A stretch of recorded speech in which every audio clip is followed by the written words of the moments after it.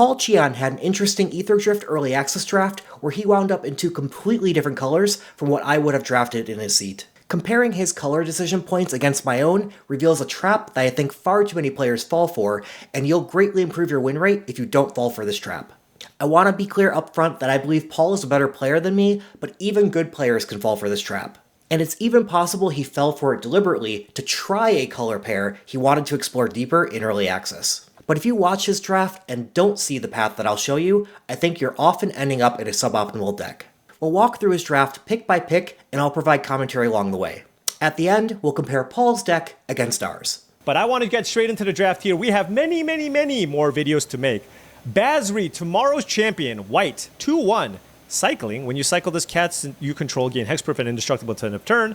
White, tap, exert Basri, create a 1-1 white cat creature token with life. That card just seems awesome. It's a 1-drop that makes a 1-1 lifelinker every other turn. The cycling is less important, but that seems really good. Boom Scholar is a really nice payoff card in the red-green exhaust deck. And the Ranger's Ether Hive is a really nice payoff in the blue-green exhaust deck. But we've already done this. And you know what? I just want to take the rare. You know, it's just like, yeah, one of these cards could possibly be better. I'm not sure which one even is better. But I want to take Basri.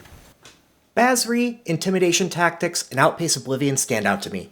Basri is a fine pick, and I may turn out to be wrong, but Basri doesn't blow me away. A 1-mana 2-1 is nice, but the Exert mechanic is pretty slow. Although I certainly understand taking the rare and trying it out in early access. I'd still take it over Intimidation Tactics, which I think is perhaps more powerful than Basri, but I prefer not to start in black. I'd take Outpace Oblivion as an efficient removal spell in one of my preferred colors.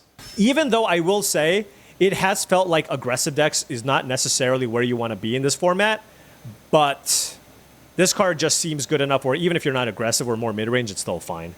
All right, moving on to this pack. The commons don't look that great. Well, actually, Ride's End is quite good. Cloudspire Captain, 3 mana, 2/3. Mounts and vehicles you control get +1/+1. This creature saddles mounts and cruise vehicles as though its power were 2 or greater. So this is really the type of card that you want in a deck with a bunch of mounts. Green-white is where I'm looking at potentially. Locust Spray is an okay combat trick / removal spell, but I think Ride's End is just better. Sky Crash is also a fine shatter effect. There's a lot of artifacts in the set, still not great. Fang Druid Summoner is also okay. I think for me, I'm just deciding between which of these two cards I want. Do I want Cloudspire Captain or Ride's End? I'm going to take Ride's End, actually. I think the mounts and vehicles thing is fine, but this is a card that's great in every deck, and every deck I've drafted so far has been really light on interaction, and I feel like this is going to be pretty important. This is good in green-white and red-white, but not as good. Locust Spray, Sky Crash, Fang Druid Summoner, Ride's End all stand out to me. It's very possible I'm too high on Sky Crash, but I absolutely love a 1-mana cycler that has the potential to carry a lot of weight when it can hit. There's a lot of artifacts in this set, even outside of vehicles. If I were Paul, I'd take the Ride's End to match the first pick Basri, but in my draft, I'd take the Sky Crash to match my first picked Outpace Oblivion. And I feel like this is going to be pretty important. This is good in green-white and red-white, but not as good in black-white and blue-white. And so for that reason, I'm going to take the Ride's End, which has just proven itself to be a fantastic removal effect that is going to be good in any deck that I end up drafting. Here, this is an extremely easy Glory Heath Lynx. This is one of the best mounts, in my opinion. 2 mana for a 2/3 lifelinker. I'm in. It's a mount. I'm in. Saddle. When this creature attacks while saddled, search your library for a basic plains card, reveal it, put it into your hand, then shuffle. Now, given that I see a Glory Heath Lynx, yeah, it would have been nice if I had the 3 mana uncommon, but it's okay. I'm still happy enough. This is a clear Glory Heath Lynx. I'm still happy enough with this start here. Oh my goodness. Okay, here we go. I haven't drafted this deck yet. I haven't drafted green-white. Lagorin? Soul of Alacria. There's Boosted Sloop, which is also really good in the blue-red deck because it's trying to do the looting thing. But this card is amazing. 2 mana for a 1/1 flyer. When this attacks while saddled, put a +1/+1 counter on each of up to 2 target mounts and or vehicles. Leonin Surveyor is also strong and keeps us in white. Lets us start our engines, but I mean, come on. I don't love taking multicolored cards early. Yes, they're more powerful than your commons, but Leonin Surveyor is a pretty good single-color common. You also don't see any other green cards in this pack. I'm taking Leonin Surveyor and staying open. but I certainly don't fault Paul for trying to get into the green-white deck that he hasn't tried yet in early access. Also, I haven't drafted green-white, so this gives me the out to potentially try. And, obviously with the links as well, this is excellent. Again, if I took the 3-mana uncommon, it would have been fine, but it's okay. It's okay. I'm still happy with what I have here so far. Moving on to this pack. This pack is kind of weak. There's a Brightfield Glider, but, honestly, I don't want to take this card. Saddle 3? It's okay with the Lagarin, but I feel like with seeing a Bounce Off and a Transit Mage in this pack makes me feel like blue might be something that I should be interested in. They're both very, very good. I think I like the Transit Mage better because this is a slower format. This is just 3-mana 2/2 draw card. And I think this card is fantastic, and people are not... Pick 5 is the first pick where I give a lot of strength towards any signals I see. That's because I'm specifically trying to identify what colors the 2 players to my right aren't picking. You could argue that pick 3 is the first pick in which those 2 players impacted the pack you see. However, they could have just been picking whatever rare at that point and not trending in on a particular color. By pick 5, you're seeing the pack that was pick 3 for the player 2 to your right. They're likely to have begun settling in on some colors themselves. If they avoided strong cards of a particular color, it's probably because they have a strong card of another color they're investing in that swayed them. So in this pick, we see one card that fits into the colors we've taken so far, one card that's particularly open, and one card that's particularly strong. The card that fits into our colors is Sky Crash. The card that's particularly open is Night Market, and I'm very open to taking Night Market early in a draft, even as early as say pick 1, when you aren't sure which colors you'll go into, because it'll go into any deck and keeps you flexible. That said, I'd take Sky Crash over it in our start. However, the most powerful card in the pack is Transit Mage, and in my opinion, by a lot. I'm taking Transit Mage and considering it a strong signal that neither player to my right is in blue until I see evidence that blue is being cut. Valuing it highly enough, which could also mean that people don't necessarily think this is a sign that you should move into blue-white, but I will speculate on the Transit Mage because if blue-white is open, I'll be very, very happy that I took the Transit Mage. All right, moving on to pick 6. Fairly weak pack overall. Radiant Lotus is not a limited card. You just get a bunch of mana. Green seems to be kind of dying off here. There's a Swiftwing Assailant. I don't like Trade the Helm. I do like Endrider Spike Spitter. This card's pretty good. It's got Starcher Engines. Beast Rider Vanguard is kind of replacement level. This is a decent combat trick, but none of these really stand out to me, and I'm just going to keep taking... I don't love that Paul seems to be locked into white and trying to identify his second color to pair with it. Yes, there was a pick 3 Glory Heath Lynx, but as we already mentioned, that's a bit too early to read signals. I also like Endrider Spike Spitter and would take that here. Taking kind of quote-unquote signpost-ish uncommons just to see which one actually is the color that I need to end up in based on what we have here so far. Moving on to this pack, certainly don't want to go into Golgari and the Broodheart Engine, but there is a Country Roads, which can be okay, given that I'm looking to crew a bunch of things. What else is there? These black cards are kind of mediocre. They're fine. There's Glitch Ghost Surveyor. If I'm not blue-white artifacts and just blue-white flyers, this can be okay. And then if I'm red-white, I can play one of these cards, which are also fine. I'm just going to take the Country. This pick makes it clear to me that white has dried up. I don't value Country Roads too highly, and there's no other white card in the pack. While it is a weak pack, our last few picks were red and blue, so I'm looking for a card in those colors. The most powerful one is Thunderhead Gunner. I think people will overlook this card early in the format, and it will surprise people when the data comes out about how good it is. The ability to rummage late game to ditch your unneeded lands is strong. You can even do the rummage the turn it enters, making it basically a 5-drop with an enter the battlefield ability. And the discard fuels our blue-red synergies if we can get the cards with payoffs for discarding. I'm taking the Gunner. Country Roads here. I'm just going to take a card that's probably going to make it into my deck and just try to figure out what my second color should be. But green is certainly just completely dying out here. Now we have an interesting choice. I don't think it's the Daring Mechanic. For us, it's between, I think, Burner Rocket as just a combat trick to play in the red-white deck, or the Thopterist, just because we're not seeing green. I think it's between red or blue. I think I like the Thopterist a little bit more than the Burner Rocket. Nimble Thopterist and Burner Rocket stand out, but I also agree the Thopterist is better, and I take that. Than the Burner Rocket, so let's take that. Also, red-white kind of looks like it stinks to me, and there you go. We table... Trip Up is great in blue-red, we take that.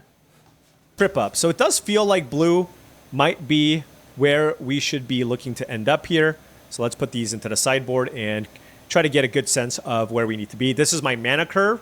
So what I like, the way I like to sort this is mana curve through my creature slash permanents, and then I just have a spell stack here on the right because you're not a 100% guaranteed to cast these spells on curve. So this gives me a better way of looking at what my actual mana curve looks like when I play. Here, no blue or white cards in sight. I don't like Wreck Remover. This Oil Gorger can be okay. I'm not a big fan of Clamorous Ironclad though. So Clamorous Ironclad is a 1-mana cycler, and we take that for our cycling deck. let's just take the Oil Gorger in case somehow black-white is a thing. We have a green card, a red card, and a black card here. It's just right now, it's like I want to table, like when I table something that I feel like I shouldn't be tabling, that's kind of the color that I'm looking to be. And right now, it's just like I'm not getting a great indication of what that's supposed to be. There's another Oil Gorger. Is this card... There's also Scrap Compactor. I don't think this card is very good, though. But I guess it makes our deck no matter... If I'm blue-white, it's probably fine. Kickoff Celebration is a discard card for our discard deck. Let's take that. Fine. And I already have one Streaking Oil Gorger, but I should keep that in mind. All right, there's some blue cards here. Keening Buccaneer versus Glitch Ghost Surveyor. I'm going to take the flyer. With nothing but blue left, I'm certain we're in the right lane. Wizard's description of blue-red is an aggro deck with cycling to keep the threats coming, so I prefer to build it that way, and think that the Glitch Ghost Surveyor with Start Your Engines and Evasion is a good card for us. Let's take that. Here. I think this card's actually not terrible, and here we'll take... We take a Scrap Compactor, Take the Brightfield Glider, although... and we move on to pack 2. White, I don't think it's going to be particularly strong. Okay, next pack. Oh, this is a really rough pack, I'm going to say. Repurposing Ray, not particularly good. It is a birthing pod for artifacts. Roadside Assistance, now I don't like this in red-white very much, but I can see this being okay in blue-white, where you could potentially have some additional flyers. And there's also nothing in this pack. There's Hazard of the Dunes if I want it to be green, which is a nice body. Slick Imitator does absolutely nothing. It starts my engines, but it's a 2-mana 1/3. Am I interested in 2-mana 1/3 start your engines card? I don't think so. And I don't care about this combat trick. Yeah, this pack is just complete garbage for us. There's a Marauding Mako, which would be good if I was blue-red. If there's any level up you take away from this video, I hope it's that you should use the knowledge of what was open to your seat in pack 1 to draft pack 2. Pack 3 goes the same direction as pack 1. You should use pack 2 to get deeper into the colors that were open to you in pack 1. Paul basically has 3 playable white cards at this point. It's not too late to shift colors, and it's pretty clear to me he locked into white too early. Blue-red were open to his seat, and he still should be blue-red, but he dismisses it assuming he's white. We see a blue-red payoff in Marauding Mako, and we take that. Roadside Assistance. If I have enough flyers, I will certainly be interested in playing something like this. We'll note that just blue-white artifacts by itself doesn't seem super open, but you know, there's still a world where I can be maybe a blue-white... Maybe I can be like a blue-white tempo deck or something along those lines. All right, another pack and another really underwhelming pack in general. If I want to be blue or white, there's Glitch Ghost Surveyor, Switchwing Assailant, and Guideline Optimizer, but I don't have any artifacts. So maybe I should just potentially look to be black-white as well. We did see some black cards late on the wheel, so that's the color I would be more likely to try to speculate on. So I'm going to take this spin out. It seems Paul agrees he's not locked into his colors at this point by taking a black card, but the color he should pivot off from isn't blue, but white. For us, I see an Adrenaline Jockey and a Howler's Heavy. I like the cycling bonus for Howler's Heavy in our deck, but I do think the Adrenaline Jockey is a bit better. Let's take Adrenaline Jockey. It's just the best card by a wide margin, and if I continue seeing black cards, I'll go into black, and if not, well then I'll just stay in blue-white. But I'm not even seeing anything in blue. Like, what's happening here? Kaelorna? I don't like the Spot Cycle Scouter. There's the Optimizer, Howler's Heavy as a combat trick. Now I'm seeing green cards. Run Over is good. There's an Elvish Refueler as well. This is brutal. Do I want Run Over or Refueler? This card's kind of slow. And there's just no blue card I want in my deck. There is a Thunderhead Gunner, Howler's Heavy, and Stall Out. I think Thunderhead Gunner is the most powerful, but we don't want to load up on 5-drops. Our first Howler's Heavy will be good. Let's take that. All right, let's just take the Run Over here. I'm sorry, person passing to me that cut off all the green. This is where we're at because the person I'm passing to cut off all the blue. So we're now green-white. Do I want the Regal Imperiosaur or Hazard of the Dunes?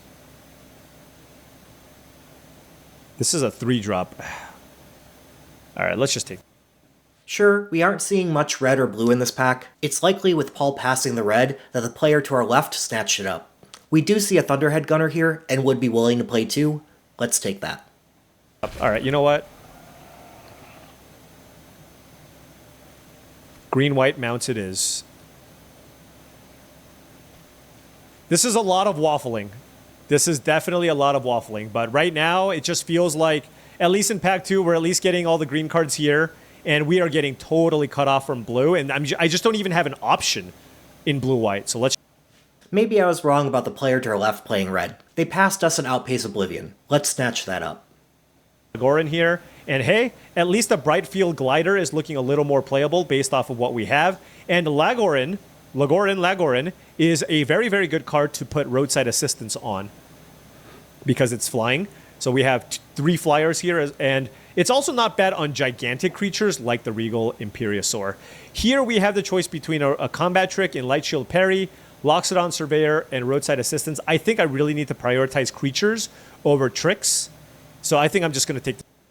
Let's take Burner Rocket. Surveyor here. Get my engines going. 3 mana, 3/3. Just a fine filler level card to put into my deck. And now we have this pack that gives us a Light Shield Parry. I don't like Point Away. This just gets you lands, and the green-white's not really looking to ramp. So let's take... I'm a bit worried about our 2-drops at this point. Spectral Interference is a possible 2-drop, so let's pick that up. Light Shield Parry. This feels like a very serviceable combat trick in the green-white deck. 1, 2, 3, 4 mounts. I'm still debating. It's like, what do we take? It's like, oh, we took Ride's End over the 3 mana 2/3 that pumps my mounts. Yeah, I just don't like vehicles very much. That's just kind of where I'm at in this format. I'll take Fang Druid Summoner though. Let's take Gastel Blockbuster as a card that could sacrifice Burner Rocket for value. And hopefully we can pick up some vanilla creatures. The 2 mana 3/2, that works. The 2 mana 3/3 artifact also works. Hey, I'll play this. I like that Slick Imitator wield as a 2-drop, and take that. It's filler. 6 mana 6/6, gain some life. If I pick up the 5 mana Legendary Dinosaur, the 9/7, I could play that as well. All right, setting up nicely, tabling all these mediocre blue cards, but it doesn't matter. We have now made our decision here. Let's take the Guidelight Optimizer as a 2-drop. And we are going to move into green. I guess I might...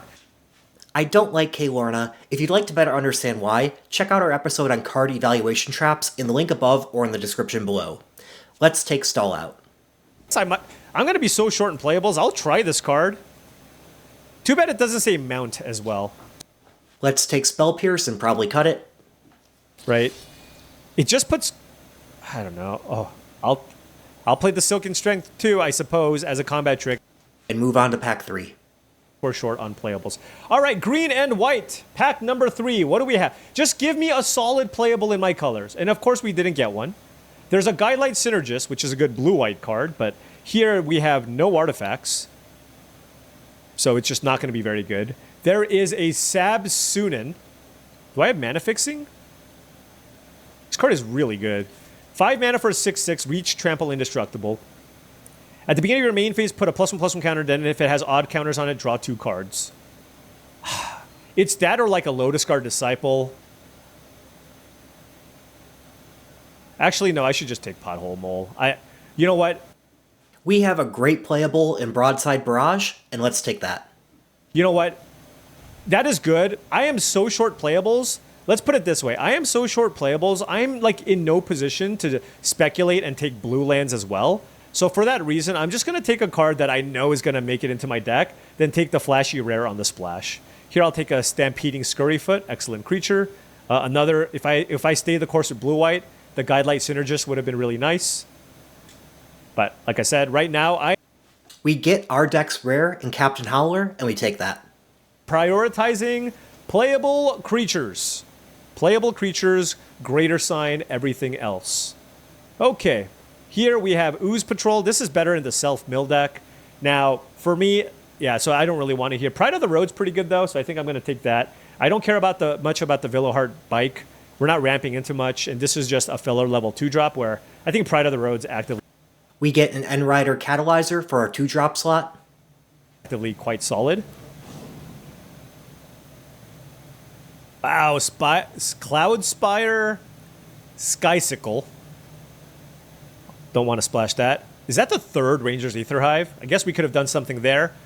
But you know what? I do like Leonin Surveyor. This is a premium We get a Stall Out. 2-mana play. We are aggressively slanted. This lets us start our engines. It's got First Strike when I'm attacking, and if I do max out on on speed, then I can sack this to draw a card. So do like that card a fair amount. Ovia actually looks really bad. I am not going to play that one. I'll take Silken Strength, though. Ooh. Canyon Vaulter. Do like this one. 2 mana for a 3/1. Whenever this creature saddles a mount or crews a vehicle during your main phase, that creature gets flying. So it's a solid 2 mana card. And then if I have, for example, giving the Glory Heath Lynx flying is really, really sweet, right? So happy enough with that. And then getting Evasion also means that I can get to maximum speed.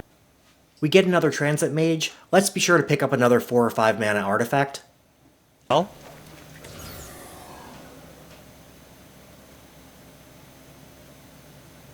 all right, well, we're turning trash into treasure. This was a really odd draft where we speculated on a bunch of things. Thought we were blue-white. Blue dried up super quickly.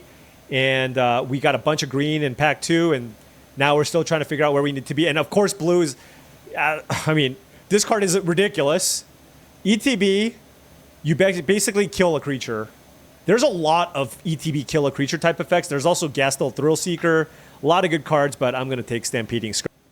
And we see the perfect 5 mana artifact. We get a Bomb in Possession Engine. Let's take that. Which is also a good card. So I can't really complain, but man. Yeah, there's a blue-white payoff card here, Voyage Home. Yep. But we will take Brightfield Glider. Good with the Legorin. I'm not sure which card is best for us here, but I think I want another 2-drop, and I go with the Guidelight Optimizer. We have lots of 1-mana plays in our deck. Haunted Hellride. This is good in blue-black. There's an Ether Siphon as well. I will take... I'm curious how Ether Siphon will play out, but there is a 4-mana artifact for our Transit Mages here in Wreck Remover, so let's take that. Only card that's remotely playable for our deck. Didn't see any vanilla creatures here, sadly. Right? I have no vanilla creatures. There's not a lot. Which is why you shouldn't really take the Fang Druid Summoner very highly.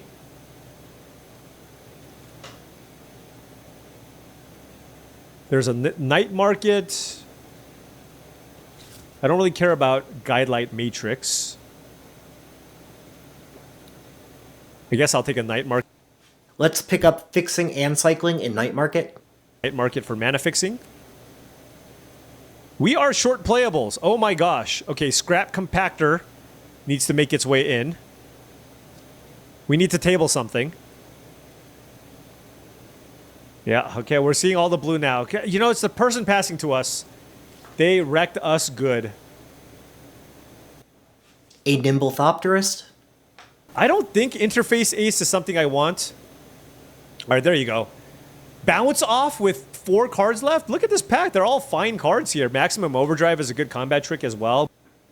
A Bounce Off. Hey, look, I'm happy that I got... Oh, look, there we go. An Avishkar Raceway that we might actually be able to play. And now we'll roll the tape for Paul to finish his draft and build his deck. Playable. They're not good. It's just playable, okay? It's just playable. Last pick Wreckage Wickerfolk? What is happening? What is actually happening? All right, well, this is our deck. This is our deck. We need one more card. I just want to take a quick look at what our configuration looks like. Very, very low mana curve. Some stuff to do with our mana. We have a couple of tricks, some light removal, and we just need one more effect. Let me read this one more time. If you put an artifact onto the battlefield, it puts 2+1/+1 count.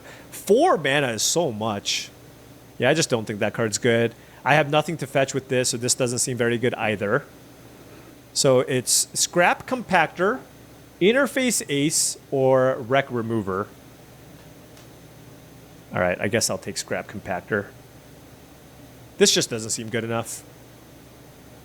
So, I mean, it does block very well and saddle everything, but what is our creature count? We already have 17 creatures. So I'll just play the one random interactive spell and call it a day.